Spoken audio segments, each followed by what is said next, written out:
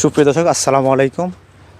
আমরা এখন আছি গভীর নলকূপ থেকে যে পানি তোলা হয় বা হুইদিনে আমাদের এদিকে যেমন ধরুন হুইদিনেতে বেশিরভাগ ইরি চাষ করা হয়।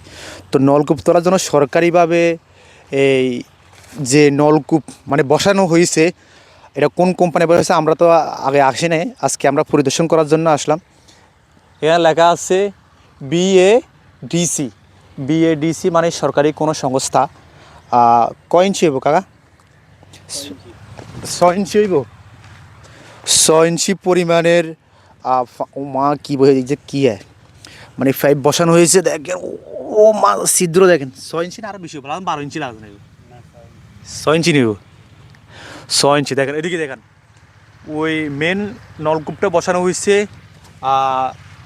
মনির কাকাগো বাড়িত। আর এখানে দুইটা মুখ করা হয়েছে। দুইটা মুখ, একটা মুখ দিয়ে পানি এদিকে যাইব আর একটা মুখ দিয়ে পানি এদিকে যাবে, মানে যে সময় যেটা চাবি দেওয়া হয়েছে এটা দিয়ে বন্ধ করব, অফ করব, অন করব আর কি।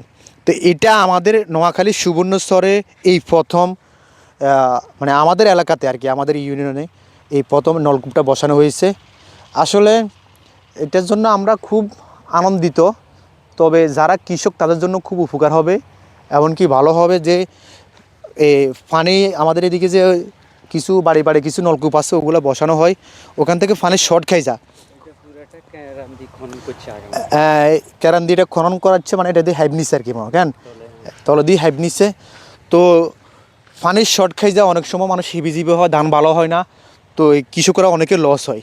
তো হয়তো বা সরকারি উদ্যোগে আর হচ্ছে গিয়া যে কৃষকের চেষ্টায় আলহামদুলিল্লাহ আমাদের এখানে এখন গভীর নলকূপ বসানো হয়েছে। আশা করি আমরা এখন আর পানির শর্ট হবে না ইনশাল্লাহ। দিলে আমাদের এদিকে এখন ধান ভালো হবে।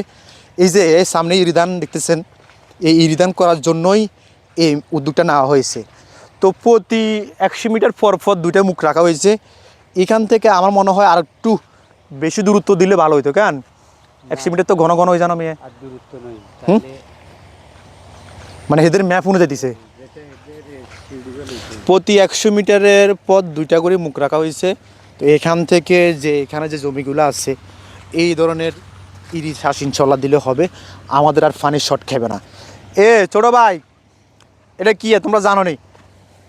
হ্যাঁ জানো না? জিনিসটা আসলে বিরল। দেখেন অলরেডি জমিন তো না এখনো ছ নাই, ওইদিকে হবে। কে এতনি ইরি নিয়ে করবে? ওই তো এই ইরিধান চাষ করার জন্য জমিন প্রস্তুত করা হচ্ছে। আর যে পানির শর্ট খেতে নো, তোমাদের পানির ইনশাল্লাহ শর্ট খেতে নো, তোমাদের জন্য নলকূপ বসানো হইতেছে। হ্যাঁ কে আমি কে কে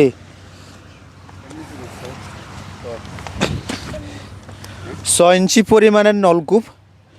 আসলে আমি আর এর আগে এই ধরনের নলকূপ দেখি নাই, এই ফার্স্ট আপনাদেরকে পরিচয় করা হচ্ছে। আমিও নিজেই পরিচিত, আমি দেখেই অবাক।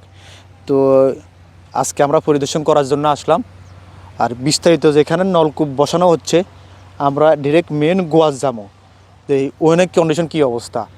তো সবাই দেখতে থাকুন, দাঁড় করান।